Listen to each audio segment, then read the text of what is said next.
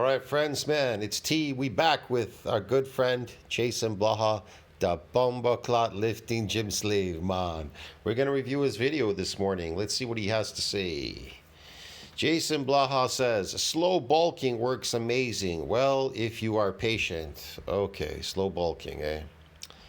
See what he has to say. He thinks slow bulking is going to do something. It's going to build a muscle.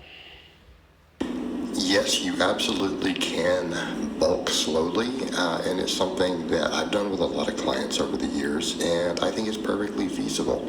Hey everybody, it's Jason Blaha here, and today I want to chat with you guys a little bit about this idea. Now, here's a couple points that I want to make when it comes to very slow bulking, right? Because we can absolutely lean bulk. It can be done successfully. We've all observed it, those of us who've been coaches a long time, and it's been done. Okay, you're bulking, it just gains weight. And I'll tell you why. If you look up the myonuclear domain size limit, when they talk about it, and they say that it has reached the ceiling limit during hypertrophic process where the satellite cell is beyond where it could donate any extra nuclei to that domain to support further growth. What do they mean by support further growth? Why do you need these nuclei to support further growth? They didn't say myofibrillar growth. That's not what they're saying. They're saying it's beyond where it could donate its nuclei to support further muscle growth. So to support further muscle growth in a domain, in a myonuclear domain, what do you need? Nuclei. Okay, why do you need them? What do myonuclei do? When the progenitor donates its myonuclei, let's say to a myotube or whatever, what do those myonuclei do? You want to know what they do? They synthesize protein. So no matter how much you bulk, without an addition of nuclei, you can't support further muscle growth. That's why you're not growing in a bulk. A bulk does not make you grow because the nuclei synthesize protein. That's what they do. See what I mean? So if you think that a bulking is going to somehow overcome myonuclear domain size limit or all these weird things you're doing, impossible. Impossible. It's never going to happen. It's never going to happen. It's the only way you can overcome this domain limit is getting a new adaptation. That's the only way. You need a new adaptation. And that adaptation can come more than just one way, really. I'm not going to explain it all in this video, but really it's a new, let's just put it this way, a new adaptation where the progenitor donates its nuclei to that domain. And it'll support further growth, okay? It'll support further growth. And I'm talking about massing up the myofibrillar with contractile proteins. Again, if the cell is overseen by MND size limit. So it has a size limit, those cells. So even though you're trying to build up these contractile proteins, trying to get more myofibrillar growth through contractile proteins is not working for any of you. So what do you get? You get sarcoplasmic. That's why I try to tell all you, if protein builds muscle, why are you eating carbohydrates? Try to build muscle just eating protein. See what happens. Keep going to the gym, lifting, and weigh yourself. Just keep eating protein and see what happens. See if that muscle will grow. That's the test. That is the test to know whether you are growing. Because you say, if I go to a gym and I lift a weight or a heavy weight, I'm gonna magically grow. I'm just gonna keep growing. I'm gonna keep growing and growing forever, lifting a weight. You're not gonna grow lifting a weight. You grow through what they call an adaptation, through muscle damage. Muscles have to be damaged, and they won't donate. Listen, the nuclear domain, the progenitor won't donate its nuclei to muscles that have already been previously damaged, the lesser ones that have been damaged. It will only give it if there's a new adaptation during hypertrophic process. That's why they say it's beyond. It's beyond. Yeah, man. So a bulk is not going to overcome MND size limit. What's going to overcome it is a new adaptation. And those are really hard to get. The body, like I said, it only ever gives it to you once. It only gives it to you once when you get adapted to whatever it is you're doing. I don't know what you're doing. Planting flowers, hammering walls, bricks, laying stuff down. I don't know. Running down the street, whatever it is you're doing. You can find you're getting an adaptation, but That's it. It'll adapt once, that's it. But every movement is very specific to that muscle fiber type that you have in your body. You have a hybrid type of muscles. And every contortion or movement can cause this muscle damage. If it's repetitive, if you've never done it before, repetitively, that's what causes the damage. It's the repetition that causes it. Now, a heavy weight can still cause it in minor repetitions because that's extreme force. That's extreme, how should I put it? Extreme weight, extreme force on the myofibrillar, causing it to break or split. That's what they call it. So, yeah. Anyways, you get the gist of it. In the lab. Okay, so let's not pretend it's not a real thing. All right, the issues with it is that it doesn't work for people who want to do competitive bodybuilding. Okay, we're talking about strength athletes, general population. No. The bulking thing definitely will raise it most likely will raise your hormones because there's something there to build up. You're eating a lot of food and you're lifting. So your hormones, they may raise because you're bulking. I don't know. I can't tell you. It's a possibility, definitely. So you'll feel a bit stronger because, well, you're kind of suppressing the catabolic hormone by bulking. So if you're suppressing it, that means the catabolic hormone has a chance to convert to an androgen, so it doesn't have to compete with the myocytic androgen receptor, giving you some more force production. But again, that force production is based on chemical and myocytic androgen receptor strength. Why is that? Because you've tapped out of those adaptations in muscle, being a rapid repair and a remodeling, so they don't get damaged, so you don't get rhabdomyolyses and die in a hospital in a stupor. So what happens is it takes on a life of its own. Since it doesn't want to put on any more muscle, it may not want to get damaged anymore because it's resilient from any more assaults. You understand me? To give you more muscle growth. Okay. So what your body does is it starts to proliferate more of these motor units, the androgen receptors, the molecules bind to the androgen receptor, giving you more force production without giving you more myofibrillar growth. You understand me? The only way you'll get myofibrillar growth is through another adaptation. It has to be so like way up there. I can't even explain it to you. It's numerous repetitions. People who compete in anything besides physique endeavors. And the reason is because those people have to. That's why people always complain, well, I got a stronger, but I didn't get a bigger. Did you get stronger? Did you get physically stronger? Well, see, here's the thing. If you gain more muscle fibers, are you physically stronger naturally? Yeah, you'll be naturally physically stronger. But again, if you accumulate too many of these androgen receptors, the molecules binding, whatever, that is an adaptation process too. That can still linger around for quite a while if you go away. It does kind of have a memory to it and stuff like that. But again, that's it. I would say that would be artificial, like sarcoplasmic. Look, if I eat a shitload of potatoes, right, and I build muscle, sarcoplasmic muscles, that's artificial. So am I a fake natty? Well, I don't know. Am I a fake natty? I didn't fake anything. I didn't take a drug to induce that artificial muscle growth. I simply ate a bunch of carbohydrates and I grew a bunch of fake glycogen proteins. I added glycogen proteins to grow some artificial muscle growth. Okay, so let's say I don't get any more adaptations. I'm tapped out, but I keep lifting a heavy weight and I do it like a 5x5.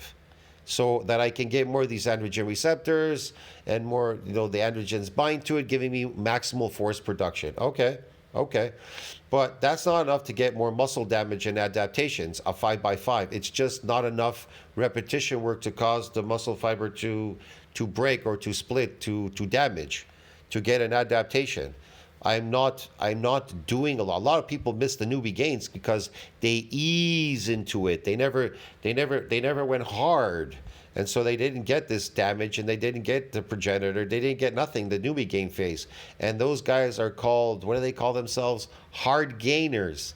There's a lot of people, they don't get the newbie gains, they don't get anything, and then they call themselves, I'm a hard gainer. You're not a hard gainer, you just missed the boat. You missed the mark, bro. You should have got the newbie gain in the beginning by doing a lot of everything or something.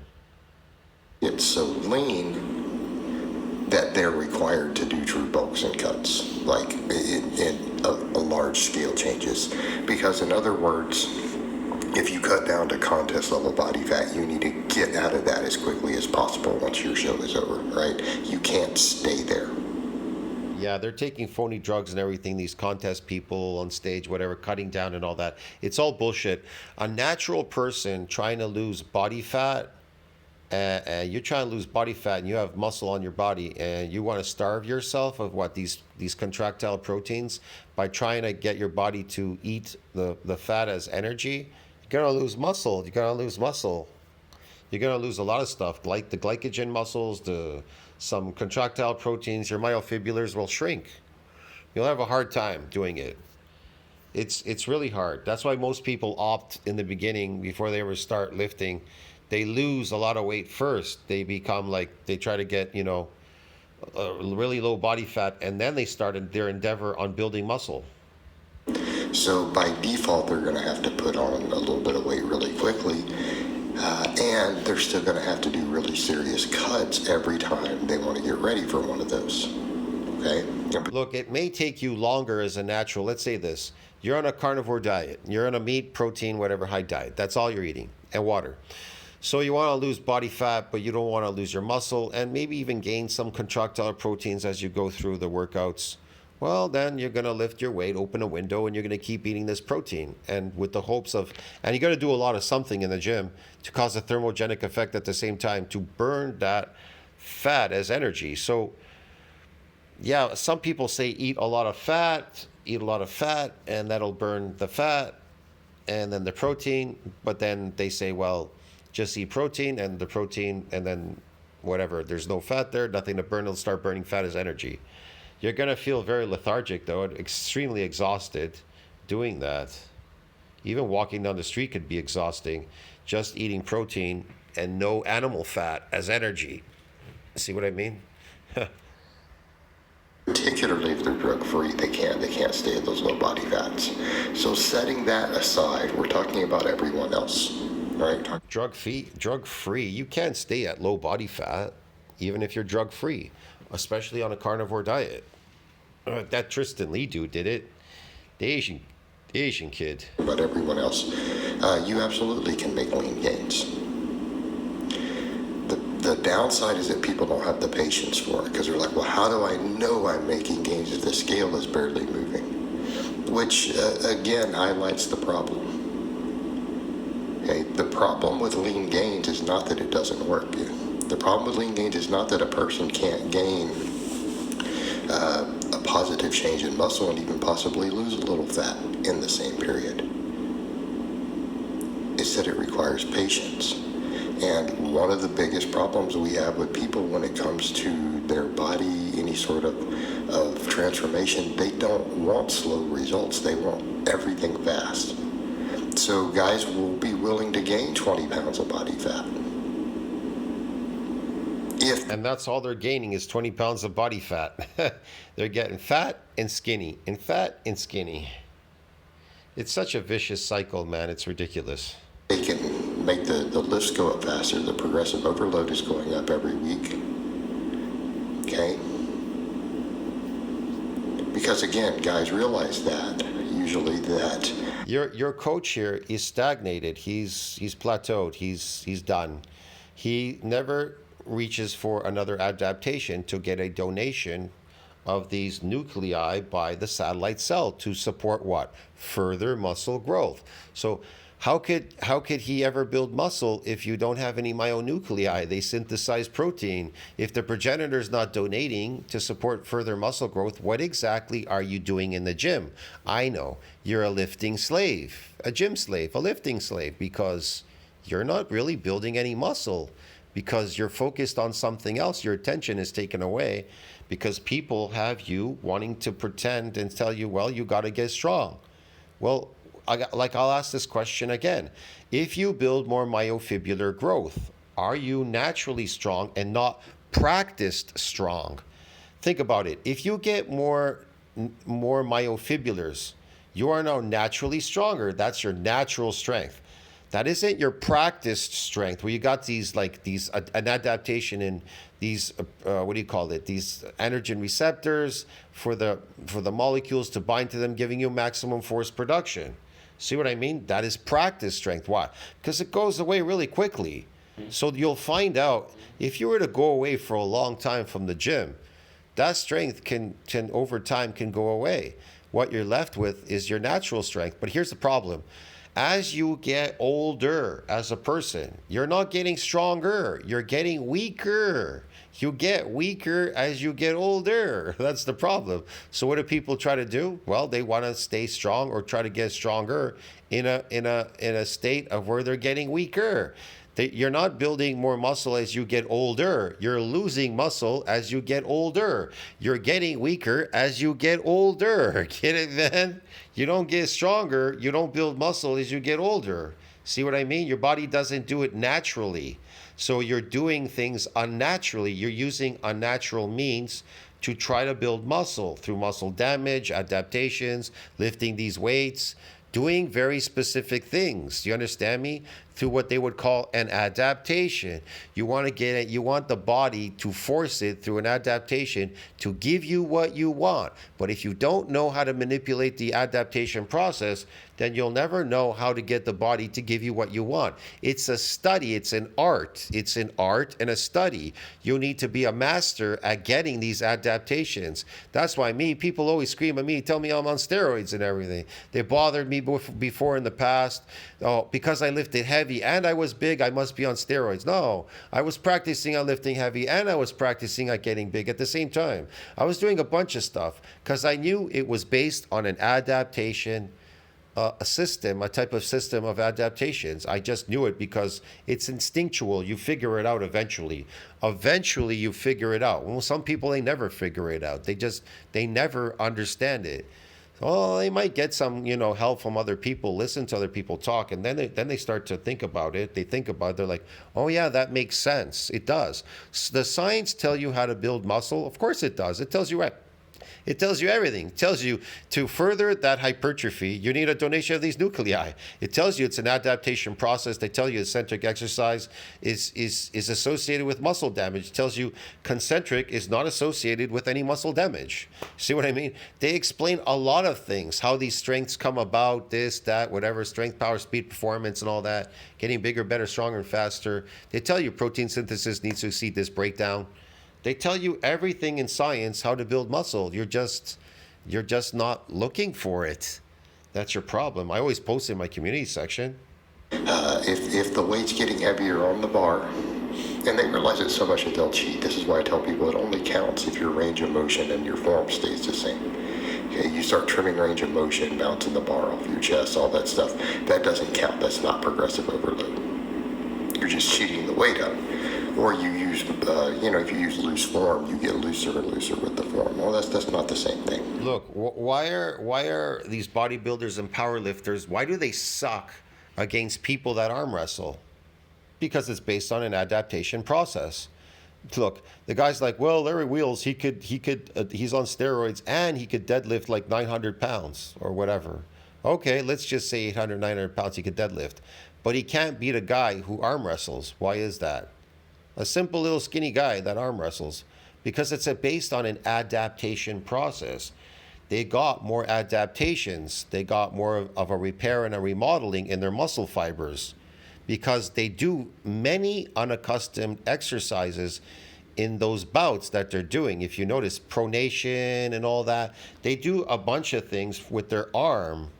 If you look at arm wrestlers, all the different type of exercises they do for their arm, and then they strive to go heavier and heavier and heavier to the point where they max out the adaptation process. Like Levon Sangashvili, he's maxed out the adaptations. There isn't anywhere else to go. The body can only lift so heavy at some point. And so what he did was he maxed out the adaptation process. Why is that? So nobody could beat him. Because none of these other arm wrestlers have tapped into their adaptation. They never pushed that threshold to the last adaptation where they ran out. They still have room for more adaptations, but they don't understand it's based on adaptations. I'm pretty sure Sangashvili and his buddies down there in fucking Georgia, they know that because a lot of those real coaches from those areas, they understand this adaptation process. They studied science and stuff. They're intelligent. They go to school there. They have better schools, better education system. They understand these things. But they realize these things are correlated, right? Well, I mean, we know they are. In other words, if you... That's why, to me, Devon Larratt, he's taking like stem cell injections. He thinks it's about stem cells and this and that. That is going to make him win. Doing all these artificial things. The truth is, yeah, I'm not saying people are not taking steroids artificially, but they're still getting an adaptation even if they're taking these artificial drugs because they're striving to lift heavier and heavier and heavier and heavier. They must get some adaptations even in an artificial state. See what I mean? It's just pushing you to lift heavier, the molecules, okay? If it pushes you to lift heavier, there must be some adaptations there and a donation of these nuclei. That's why WADA wants to test people who are even off the steroids. If they find they have an overabundance of nuclei, they want to punish them. I find that that's unfair because what if people are manipulating to get more adaptations and more nuclei to make them enhanced? Nuclei enhance you. They synthesize protein. What do? Synthesize. They enhance your body. They are associated with strength, power, speed, and performance. Everything is this whole adaptation process. So yeah, I find that is kind of unfair. You can bench 200 pounds for 10 reps. And you go to where you can bench 225 for 10, you will have gained substantial size in your pecs, front delts, and triceps. Okay? Not really subject to debate. It's understood, observed, everyone. No. If you were able to lift a bench heavier or whatever and get an adaptation in that bench, if you're just doing 5x5, you may not get an adaptation and get in muscle growth through muscle damage. You understand me?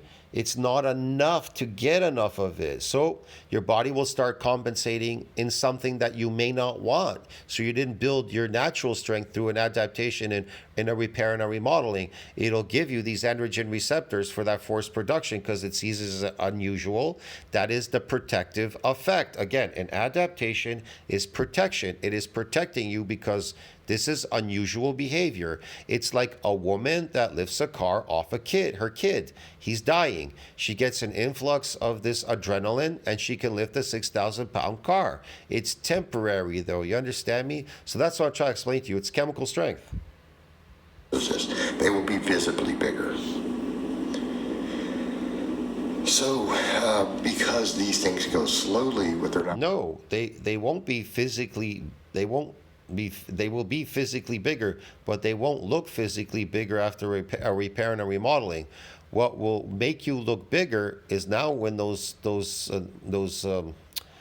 nuclei are active, you can synthesize protein, but protein synthesis needs to exceed that breakdown to see that mass on that myofibrillar. So that's the second part, which is complicated because you're not eating enough.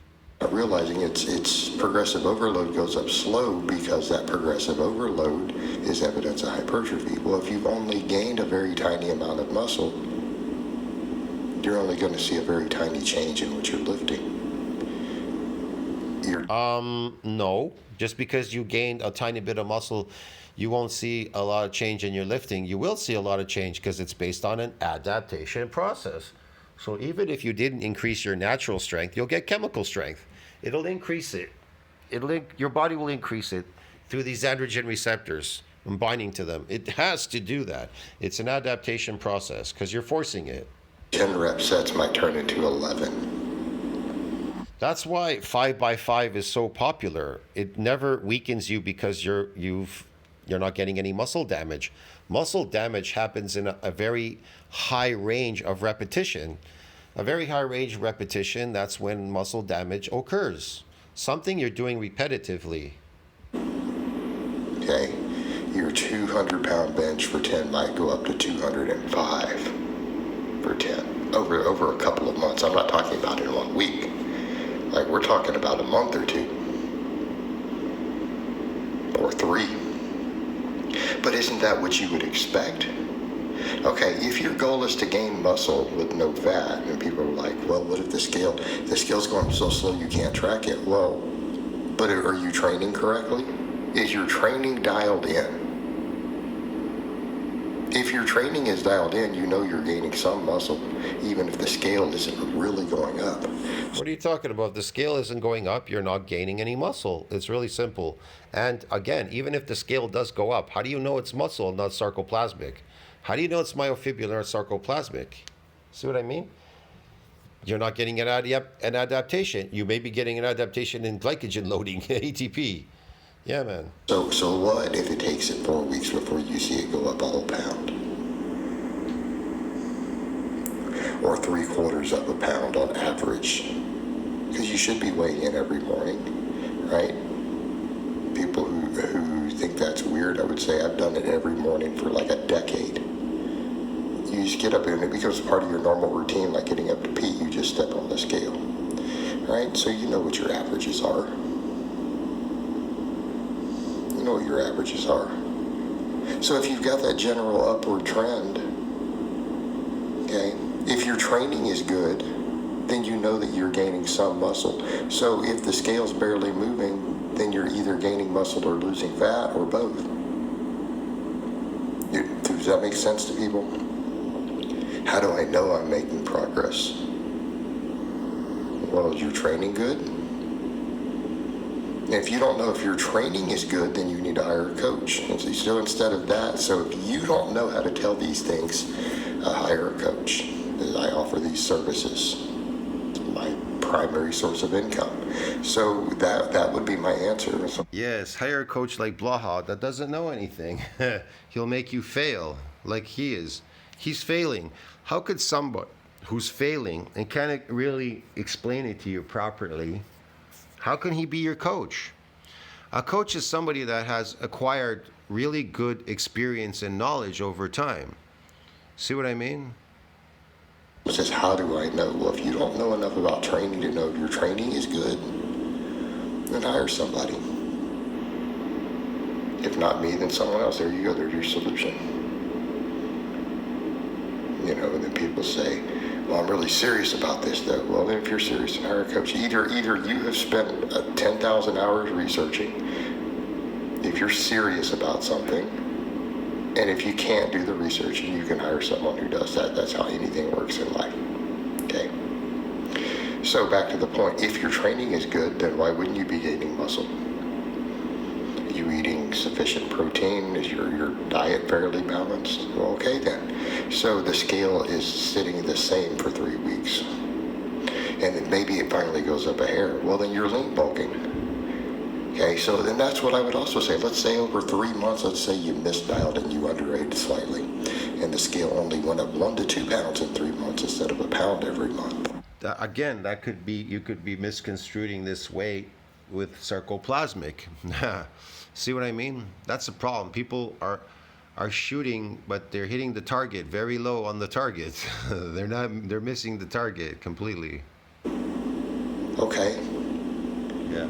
If your training is dialed in, then you know all of it's lean. Yeah. Because it's not rapid progress. People aren't understanding. The progress should be quick. I'll explain this. In bodybuilding, the window, or lifting, or whatever you want to call it, the window of success is very short. It's rapid, it's short, and it's rapid. It isn't you stay there forever being a lifting slave, forever and ever and ever. The window is very short. The window of success is short. In any endeavor, the window of success is short. It isn't forever. That it's progress.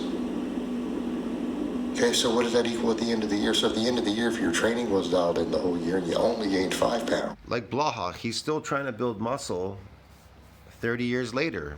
He never built any muscle, but he's trying to. Now, when will he ever build it? I don't know. 10 years from now, he'll still be on this YouTube channel doing the exact same lifts. I can guarantee you, he'll still be on this channel like he's been the last 10 years. The next 10 years, he'll still be here. He'll look older, definitely much older, more looser, and he'll have less, probably even less muscle. I can guarantee you this. He'll have even less than he has now. Why? Why will he have less? Because I told you, you're getting older, you're losing muscle, and he'll get weaker. That's why he has to keep telling you, well, you see me in my old videos, I've done 600, lifts off the floor, 600, or I did this bench press or whatever. He doesn't do them anymore. He doesn't do them. He talks about them. He doesn't do them. Why? Because you are getting weaker. As you get older, you get weaker. You don't get stronger. See what I mean? But I'm not saying that people can't get stronger. You are getting weaker. See what I mean? I mean in the natural strength. I think people are confused. I'm not saying that you can't get adaptations to try to increase that strength, but it's like skating uphill. That's the problem. Me, I opt for building more muscle. It's better to build more muscle to keep your natural strength intact, because that's the one thing that's really going, and that's why you're losing strength.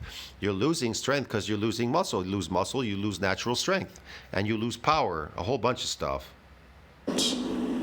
Or 4 pounds, because you will lose nuclei. Remember, they enhance you. Nuclei keep you enhanced. They give you power and everything and all that. Plus your mitochondria, they can become dysfunctional over time too. I don't know. Depends what you're doing. Underate a little bit, and this is assuming you're not really advanced, obviously. Say you're an intermediate, well then you probably lost some fat. So if you only gained the 4 pounds of muscle, but you lost 2 pounds of fat, your body fat percentage went down to 4%, and you're still heavier. How is that not a win? People who don't grasp these things are not going to like me or my channel, because we play the long game here. Everything is about what can I do over a year, 5 years, 10 years, 20 years. All right, guys, but that's really all I have to say on that today. I hope it's been informative, and I'll talk to you guys next time. The long game. You're playing the long game, guys. See, the unsuccessful game, the long game. That's how he keeps you. That's how he enslaves you as a lifting slave, to keep you in the dark so he can keep you there forever. He needs clients. You understand me? He needs lifting slave clients, like the government. They need slaves to pay taxes. They need you. They keep you there. Tax slaves, working slaves, labor slaves, fucking construction slaves and all that. They put you all out there because that's how they run the system, these people. That's how they live off you. They leech off of you. Anyways, I'll see you in the next one, man. Tell us what you think about that. Like, subscribe, support the channel. I'll see you in the next one. It helps with the algorithm, broski. And yeah, I'll see you in the next one. Ciao, man. Tell me what you think about that.